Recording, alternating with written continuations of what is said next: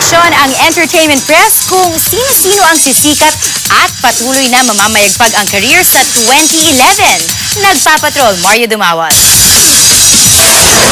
Nakatuon ang atensyon ng entertainment press sa mga bagong bituing aangat at sisikat. Sa pagtanong-tanong ng TV Patrol sa press, 3 kapamilya stars ang sinasabing magiging matunog pa ang pangalan ngayong 2011. Kabilang dyan sina Catherine Bernardo na bida sa Mara Clara at si Jessie Mendiola ng seryeng Sabel.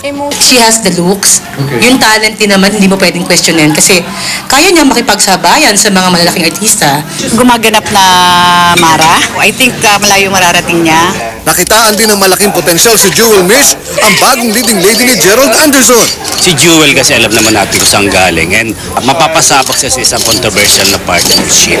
Kailangan mo matatag lang siya kasi alam mo naman yung mga fans sila Gerald, di ba? Matunog din ang pangalan ni Neil Coleta na tumatak dahil sa kanyang TV commercial. Crush ng bayan ngayon yan eh. Pag ano yung kahit yung mga bading ngayon, pag tinatanong, sino ba yun? Beauty Cutie, Boy Next Door. Kabilang pa sa nabanggit na Promising Stars 2011, sina Zia Quizon, Alex Gonzaga, AJ Perez, Joseph Marco, ang kapatid ni Ann Curtis na si Jasmine Curtis, at si Alodia Goshenfiao ng Laugh Out Loud. Madali sa matanda kasi nga nalilink agad kay Luis Manzano. Tuloy din ang pagsikat ng ilang kapamilya stars na nabigyan ng big break noong 2010. Si Eric Gonzalez, I think mas lalo pa siyang lalaki. Enchong will be a very, very big star. Empress Shu. Ano pa yun? Aangat pa yun?